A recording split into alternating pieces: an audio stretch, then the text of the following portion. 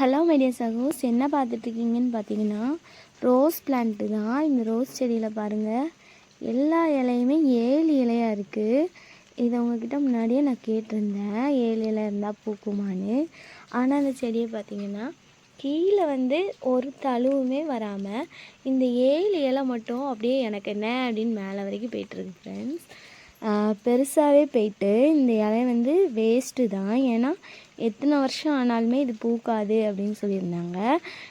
அதனால் என்ன பண்ண போகிறோன்னா, இந்த லாஸ்ட்டில் இருந்துமே இந்த செடி 7 இலையாக தான் வந்திருக்கு.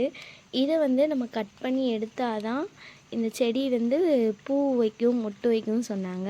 ஸோ இந்த செடியிலேருந்து நம்ம இதை கட் பண்ணி எடுக்க போகிறோம். அது இந்த மற்ற கிளைக்கு போகிற சத்து எல்லாத்தையுமே எடுத்துகிட்டு அது மட்டும் வளர்ந்துட்டுருக்கும் அப்படின்னு சொன்னாங்க. அதனால் இந்த இலையை நம்ம இப்போ இந்த கொப்பை கட் பண்ணி எடுக்க போகிறோம்.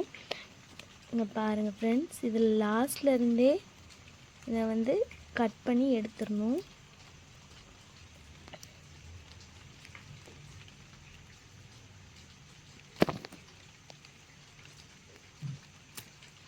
கட் பண்ணிட்டோம். இப்போ நம்ம இந்த 7 இலையை கட் பண்ணி எடுத்தாச்சு. இந்த 7 இலை இந்த செடிக்கு நல்லது கிடையாது. அதனால தான் நம்ம கட் பண்ணி எடுத்துருக்கோம். இந்த மாதிரி 7 இலை இருந்துச்சுன்னா நீங்கள் ரோஸ் செடியை விடாதீங்க, அப்படியே கட் பண்ணி எடுத்துருங்க முதலையே. ஏன்னா இது எனக்கு என்னன்னு மேலே போயிட்டே இருந்தது, நானும் விட்டுட்டேன். ஆனால் இதில் மொட்டு வைக்காது அப்படிங்கிறது இப்போ தான் எனக்கு தெரிஞ்சுது. அதனால தான் இந்த 7 இலையை நம்ம கட் பண்ணி எடுத்துட்டோம். உங்கள் ரோஸ் செடியிலையும் இந்த மாதிரி 7 இலை இருந்தால் முன்னாடியே அதை கட் பண்ணி எடுத்துருங்க. அதுதான் நம்ம ரோஸ் பிளான்ட்டுக்கு ரொம்பவே நல்லது. அப்போ தான் அது நல்லா தழுத்து வளரும். இந்த மாதிரி பூச்சி அடித்த இலையாக இருந்தாலும் அதையும் பிச்சு போட்டுருங்க முன்னாடியே. இனிமேல் இந்த ரோஸ் பிளான்ட் நல்லாவே தழுத்து வரும்னு நம்புகிறோம்.